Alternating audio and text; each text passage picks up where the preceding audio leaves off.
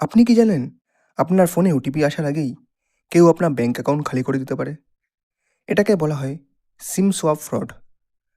আর এখন এটা খুব দ্রুত বাড়ছে। সিম সোয়াপ ফ্রড হলো আপনার সিম কার্ডের ডুপ্লিকেট বানিয়ে নেওয়া।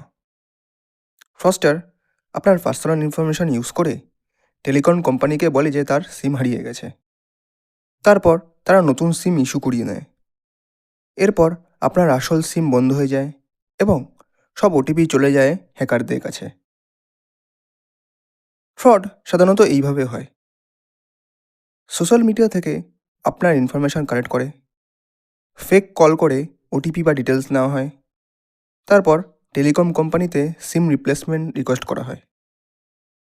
এরপর হ্যাকার আপনার ব্যাঙ্ক ওটিপি ব্যবহার করে ট্রানজ্যাকশন করে ফেলে।